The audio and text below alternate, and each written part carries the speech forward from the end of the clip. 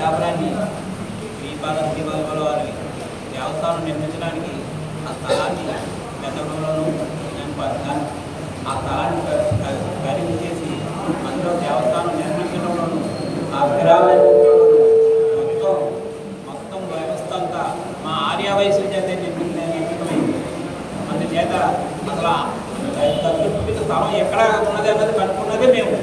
దాని చేత ఆ స్థలం అంతా మేమే కట్టి అంతా డెవలప్ చేసినాక ఆ దేవస్థానాన్ని ఆ ఖర్చుని తిరిగి మళ్ళా మా కట్టేవాళ్ళగా కోరుతున్నాం. వాసవి అమ్మవారి ఆత్మహత్య ఫిబ్రవరి 11ని సెలవుదినంగా మా ఆరవేశుల ఆత్మగౌరవాన్ని గుర్తించి సెలవుదినంగా ప్రకటించడం కూడా ప్రభుత్వానికి మేమందరూ కూడా ఆరవేశులందరూ కూడా రుణపడి ఉంటాము. మా ఆర్వేశ కార్పొరేషన్ కూడా ఇస్తానని చెప్పారు. చంద్రబాబు నాయుడు గారు, పవన్ కళ్యాణ్ గారు కూడా తప్పకుండా ఏర్పాటు చేస్తానన్నారు. గతంలో 2019లో మాకు ఆర్వేశులకు కూడా స్థలం ఇచ్చారు కమ్యూనిటీ హాల్కి.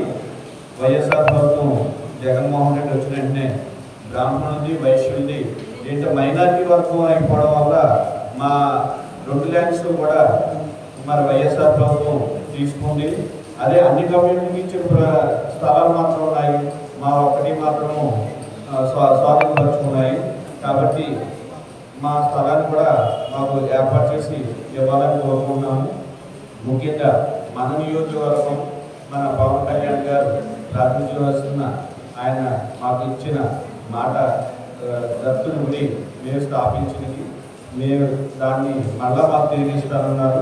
మా ఆత్మగౌరవంగా నిలబెట్టినందుకు మా ఆర్వేశన అందరి తరఫున కూడా వారికి ప్రత్యేక ధన్యవాదాలు తెలుపుతూ ఇప్పుడు ప్రజెంట్ కమిటీ వేసుకుంటూ ఉన్నందున మరొకసారి వారికి విన్నపం చెప్తున్నాము. 2019లో వారందరూ కూడా ఈ దత్తులు ఇస్తానన్నారు. కాకపోతే అప్పుడు ప్రభుత్వం కాకపోయేసరికి అది దాటిపోయింది. కాబట్టి మళ్ళా కూడా తెలుగుదేశం ప్రభుత్వం వారంగా కూడా సపోర్ట్ ఇస్తున్నారు. అలాగే మరి పవన్ కళ్యాణ్ గారు కూడా ముందుండి మా ఆత్మగౌరవంగా నిలబెడతారని మనసారా కోరుకుంటూ ఈరోజు మేము ప్రెస్ మీట్ పెట్టడానికి గల కారణం మరి శ్రీపాద శ్రీవల్లభ మహాసంస్థానం పిఠాపురం మన అందరికీ తెలుసున్నదే.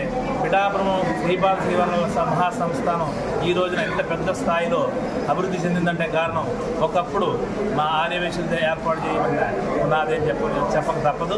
అందరికీ తెలిసిన విషయమే. అప్పట్లో ఒక చిన్న స్థలాన్ని కేటాయించి స్వామివారిని నెలకొల్పి ప్రతిష్ఠించడం జరిగింది.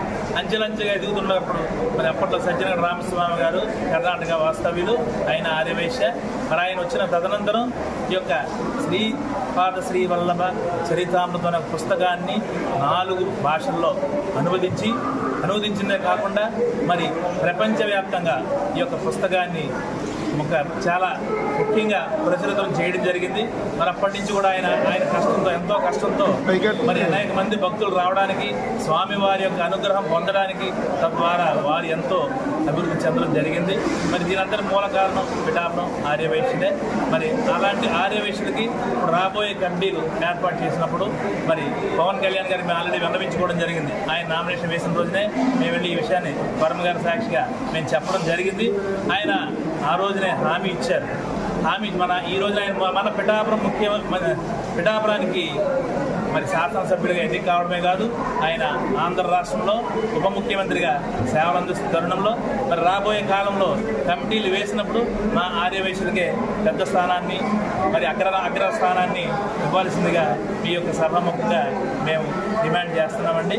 అలాగే ఆల్రెడీ మాట ఇచ్చారు, పవన్ కళ్యాణ్ మాట ఇచ్చారంటే ఆ మాట తప్పని చెప్పేసి మాత్రం తెలుసు. ఆయన ఆల్రెడీ ప్రెస్ నోట్ రిలీజ్ చేయడం జరిగింది. రిలీజ్ చేసిన తక్షణం మరి అందరికి కూడా ప్రచురించడం చేయడం జరిగింది. మరి ఈ రోజున శ్రీపాద శ్రీవల్లభ సంస్థానం ఒకప్పుడు ఆ సంస్థానం ఏముంది, ఈ రోజున సంస్థానం ఏముందనేది మీ అందరికీ తెలియదు కాదు. కొన్ని అనివార్య కారణాల వల్ల మరి దాన్ని మారడం జరిగింది. మరి కూటమి ప్రభుత్వం మేము ఈ యొక్క ముక్తకంఠంతో మేము డిమాండ్ చేసేది ఏమిటంటే రాబోయే రోజుల్లో కూటమి ప్రభుత్వం పిఠాపురం శ్రీపాద శ్రీవల్లభ మహాసంస్థానాన్ని ఆర్యవేశ్యులకి పెద్దపీట వేసి అగ్రస్థానాన్ని కల్పిస్తారని కోరుకుంటున్నామండి. Thank you.